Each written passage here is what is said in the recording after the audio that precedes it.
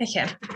Good morning, everyone. As the doctor stated, my name is Christina, and I will be walking you through the first year of the MAPS data. So make yourselves comfortable. This is a 30-minute presentation or so sit back and relax, and let's get into it. Before we get into the data itself, there are a few key definitions we need to keep in mind.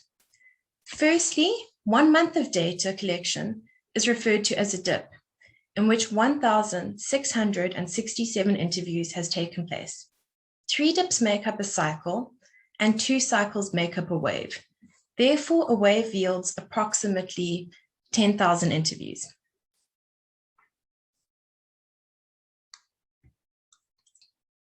It is important to note that the first year of data collection ran during various stages of national alert levels with differing restrictions.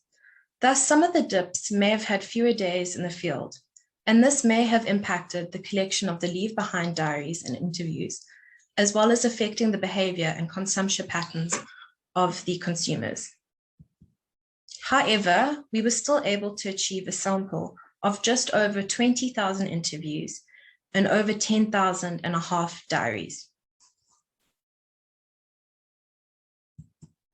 And this slide will give you an overview of what to expect in each section of the data. As we go along, I'll go into more detail. However, this is just an overview of what you can expect in MAPS.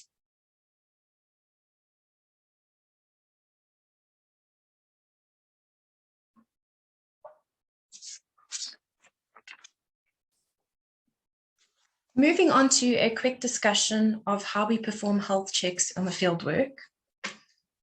So this slide discusses the sampling process. We use enumerator areas, or EAs, as the unit of sampling. An independent representative sample of EAs is randomly drawn for each dip. The sample of EAs is weighed to the population, and GIS mapping is used to validate the EAs upfront. By going through this process at the beginning of the fieldwork, the need for substitution is greatly reduced. And we are happy to announce that during the second wave of fieldwork, the substitution rate dropped to 12% versus the 14% rate of the first wave. And to ensure the highest quality of data for MAPS, we've done a back-checking rate of 25%, whereas the industry norm is 15%.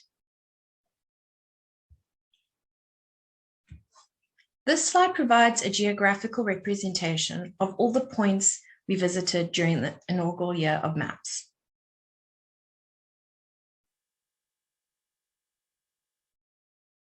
So moving on to the heart of any research study is the respondents. This slide indicates the proportion of the population spread across the provinces, as well as the achieved sample. As you can see, in most provinces, the desired population target was achieved, and in some provinces, like the Eastern Cape, a higher sample was achieved. Furthermore, the weighting efficiency we achieved was 74%, and a weighting efficiency of at least 70% indicates that the sample design is balanced and safe. If we move on to the demographic profiles of respondents, firstly with regards to age, we found that our data was in line with data collected from Stats SA. A larger proportion of the respondents were younger than 45, and the average age was 37.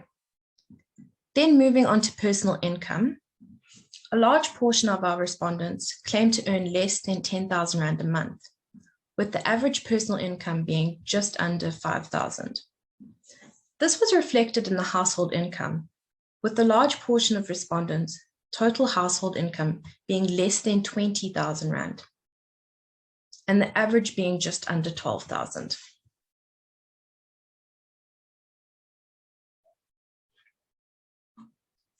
Most of the respondents were categorized as belonging to either the millennial or the Generation X groups, with boomers also having significant presence in the survey.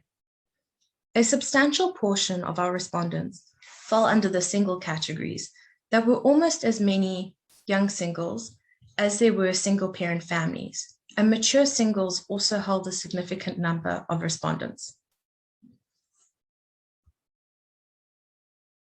So if we move on to employment, our stats are in line with Stats SA.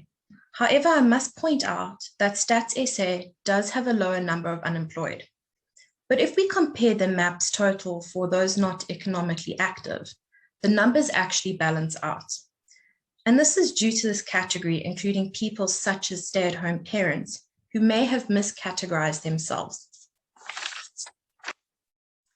Furthermore, we found that a large percentage of our respondent base had completed some or all of their high school, with a small percentage of people opting to study further. 51% of respondents reported to having dependents, whether it be their own children or dependents not their own children. So moving on to our next section, which is segmentation. The MAPS data covers some of the following with regards to segmentation: LSM segmentation levels 1 to 10, SEM segmentation levels 1 to 10, self-perceptions of the consumer, demographics, including but not limited to racial, language, and gender profiles, as well as income, among various other things.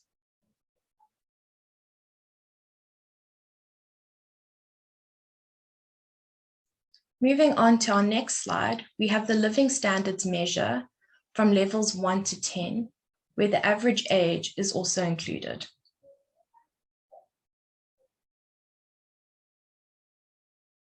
And then here we have the socioeconomic measure, also from level 1 to 10, with average age.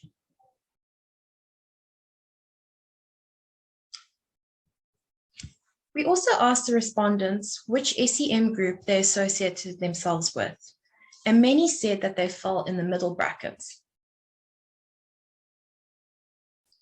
Furthermore, we asked them how they perceived their health and parenting skills on a scale of 1 to 10. It is interesting to note that the households earning less than 10,000 Rand a month did not feel their overall health was that good, or that their parenting skills were high up on the scale. And finally, this slide represents the age and household income bands that you can expect to see throughout the presentation.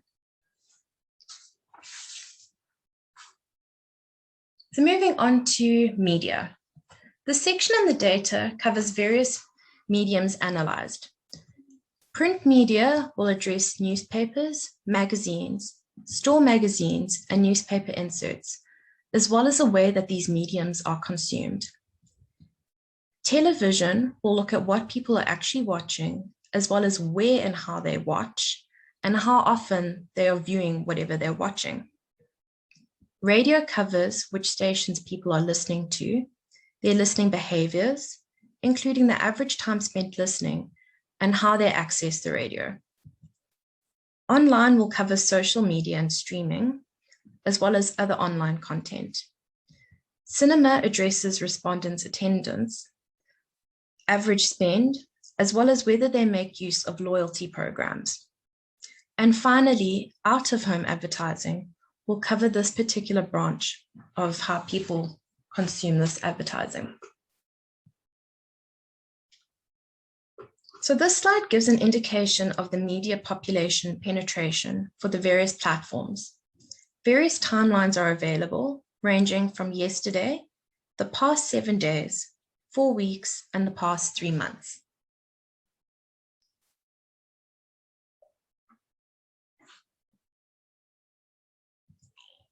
Here we begin to dive in a bit deeper, where average age and the average household income have been included. Television and radio have the largest percentage of penetration, with internet, social media, and newspaper having a moderate rate of penetration. Unsurprisingly, cinema has the lowest penetration rate, and this is most likely correlated with the recent heightening of lockdown restrictions. Here we have broken down the media consumption by age group. In the first graph, it can be seen that TV has the highest penetration amongst the 35+ age group. And if I bring up the other media platforms, Internet, social media, and streaming have the highest incidence of usage among the 15 to 24-year-old age group. I'll leave this up for a moment just so you can absorb it.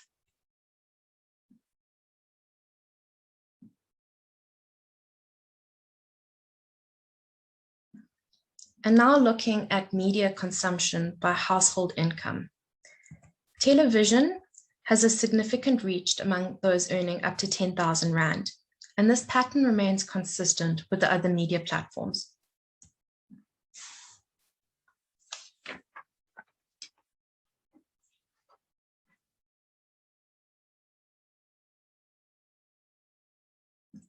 So moving on to television, here we have a slide indicating the penetration for the past 4 weeks, past 7 days, as well as yesterday. And here we have our top 4 TV channels viewed in the past 4 weeks. SABC1 has the highest portion of respondents, with SABC2, ETV, and SABC3 following thereafter. Interestingly, Netflix seems to be or have a higher appeal to younger audience and has a higher incidence of usage among a high income band. And if we look at how people actually consume TV, starting with location, over the past 7 days, the preferred viewing location is at home. There is still a large portion of people viewing TV live. However, YouTube and Netflix hold a significant percent of the respondent base.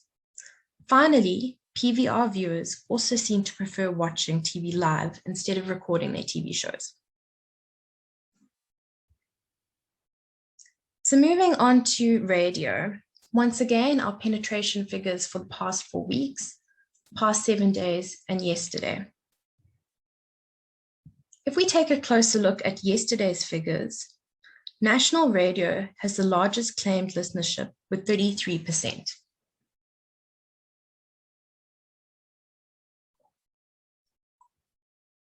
Overall, the most frequently listened to radio stations of the past 4 weeks are depicted in this graph on the left, while the top 3 community stations are on the right. It is interesting to note that community stations seem to have a larger penetration amongst a slightly older audience than the commercial stations. Looking now at radio consumption behavior, a significant number of respondents claim to listen to the radio via an actual radio or with their cell phone or tablet. Listening at home seems to be the preferred location, and a large portion claim to listen to the radio for less than 10 hours a week. It is interesting to note that 10% of respondents listen to the radio via the web, and a significant portion also opt to download music.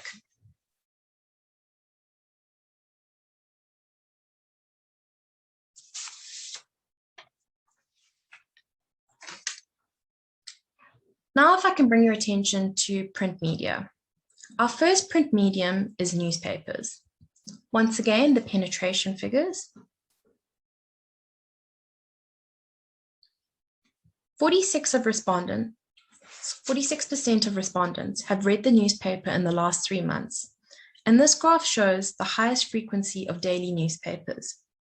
It is interesting to point out that a large portion of our readers still read the newspaper on paper, and only 20% will read the paper online. Next, we have the 3 highest incidents of use for weekly papers, and Sunday Times holds the largest portion of readers. If we look at magazines, once again, the penetration figures. Only 13% of respondents have read magazines in the last 3 months, and 83% of that base continue to read physical magazines as opposed to 20% accessing that content online. So moving on to store magazines, 22% of respondents have read store magazines in the last 3 months. It is interesting to note that 10% of those access this information online. And if we look at standard magazines versus store magazines, Store magazines have almost 10% more viewership or readership than standard magazines. And finally, we have newspaper inserts. 19% of respondents claim to have read newspaper inserts in the last 4 weeks. According to a large number of respondents, inserts are a key source of information in defining the items of their shopping list. And when asked if they prefer other methods of finding this information, 6% claim to prefer either looking online or in store for information.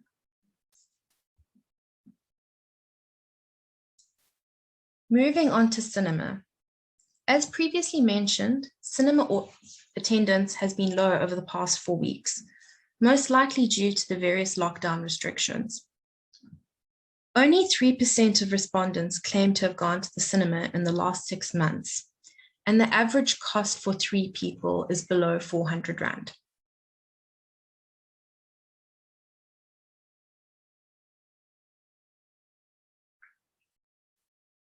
So now looking at out-of-home advertising. The reach for out-of-home advertising is relatively moderate across the various platforms, and the age group who claim to view them most frequently are in their mid-30s.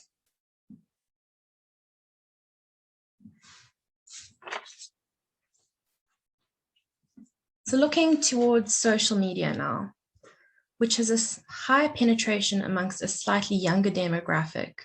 Unsurprisingly, the incidence of usage is high for WhatsApp and for Facebook.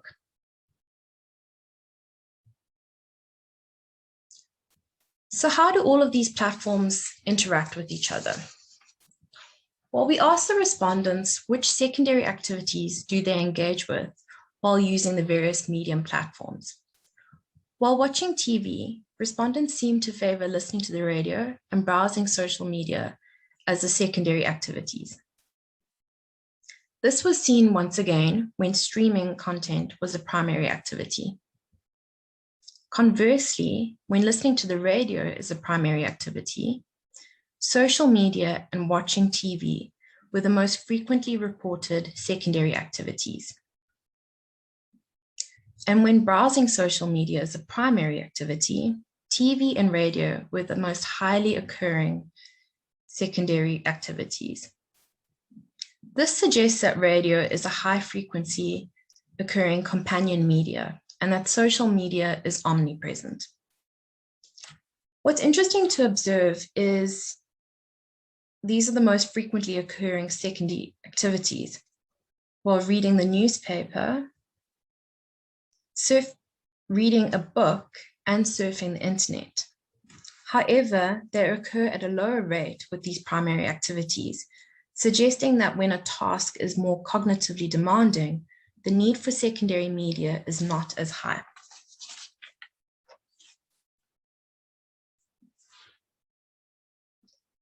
So now moving on to our cell phone section. This section of the data looks at cell phone purchasing behavior, which includes the number of devices in a household, the preferred brands. We also looked at preferred networks, the average monthly spend, and this section also includes household entertainment and the preferred internet service providers.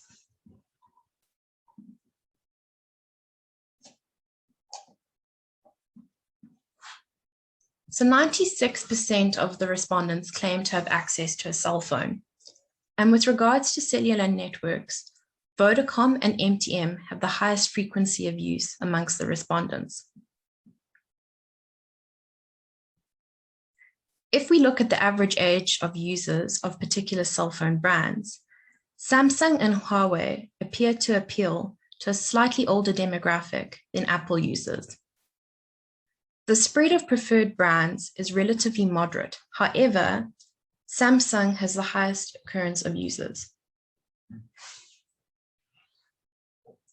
When comparing brand preference and network preference, a high percent of Samsung users claim to prefer using Vodacom.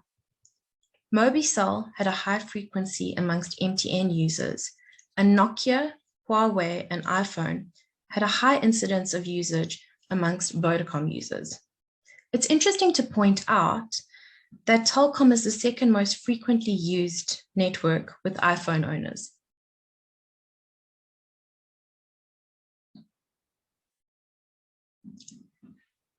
So moving on to the financial services section.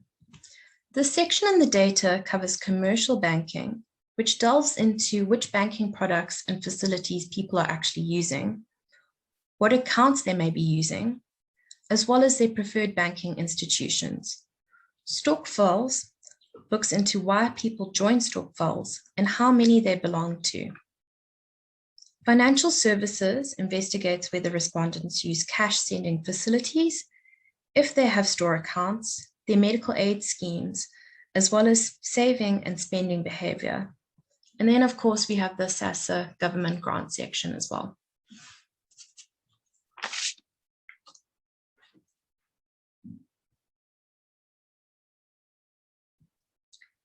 "96% of respondents claim to be making use of a commercial bank.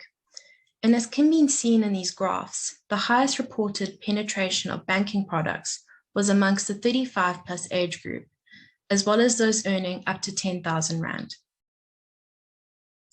When asked who is their primary bank, the spread is moderate. However, Capitec appears to be the dominant banking institute used amongst the banked population. This is seen once again with the short-term insurance providers, where the spread is moderate except for one dominant player, and in this case, it's OUTsurance. Now let me draw your attention to stokvel participation. We asked respondents if they belong to a stokvel and how much they contributed to it. We also asked them why they belong to a stokvel and whether they belong to more than one.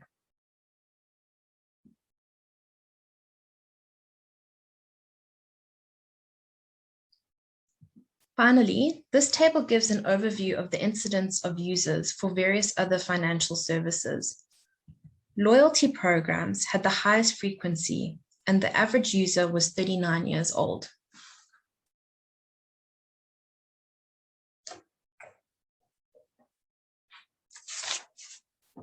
And here we have the bottom end of that table, where it can be seen that investments in trusts and investments in stock exchange were the financial products with the lowest penetration. Interestingly, they also happen to have the highest household income.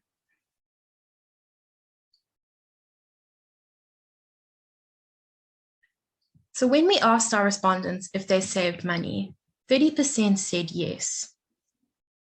And a large portion of them favored saving once monthly. When asked if they'd taken out a loan in the past 12 months, 3% said yes. And they claim to take loans mainly to undergo home renovation, amongst other things. And this could be attributed to, during lockdown, everyone wanted to make their homes more comfortable and ready for working at home. So moving on to our automotive section.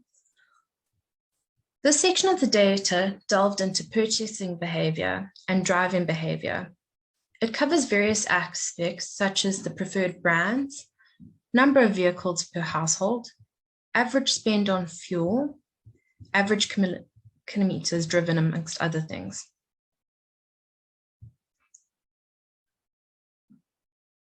So we found that 37% of households have motor vehicles. And of these vehicles, Toyota and VW had the highest frequency of owners. It is interesting to note, though, that while Nissan seems to be favored by those in a higher income bracket, they're also favored by those in a higher age group as well.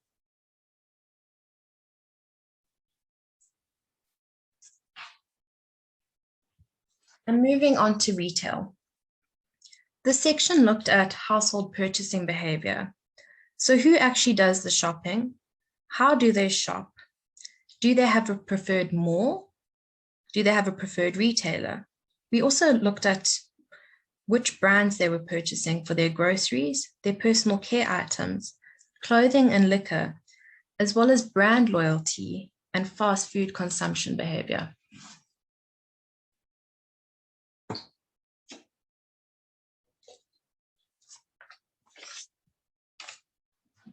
When asked who does the shopping, 61% of respondents claim to either be partly or wholly responsible for their household shopping, and 42% do one big bulk shop with fill-ups. ShopRite had the widest reach, while retailers such as Pick n Pay, Spar, and Boxer were moderate. This is reflected in the liquor outlet data, where ShopRite liquor stores had the highest incidence of usage. However, Spar's tops is following at a closer rate of coverage in comparison to their grocery-based retail stores. And if we look at clothing and shoes, when asked if they'd purchased clothing in the last 3 months, 52% claimed not to have. And of those who did buy clothing, 21% bought children's clothing, where the preferred outlet was Ackermans. When buying clothing, a large portion of respondents claimed to look for bargains rather than buying branded items, and only a small percent purchased these items online.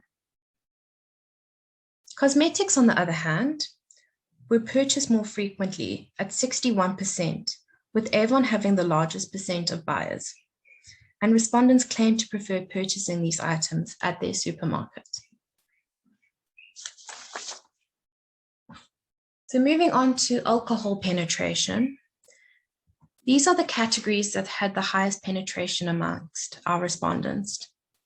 The spread is relatively moderate. However, beer, wine, and cider have the highest rates of frequency amongst the respondents. And do the respondents have a preference for any particular mall? So this slide indicates the most frequently visited malls across the country. And we have summarized that to look at KZN, Gauteng, and the Western Cape, where Gateway and KZN received the highest volume of shoppers.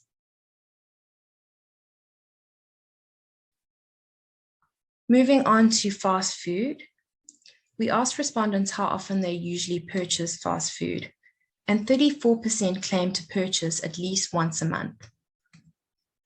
KFC had the highest claim purchase rate by a significant amount, and a large portion opted to order from the counter and leave to consume their food elsewhere. And finally, we're going to take a look at brand loyalty. When asked if they were loyal to a particular brand, respondents were moderate, as specials or brands at a reduced rate could easily sway them, especially with regards to grocery shopping. Thank you all for your time and for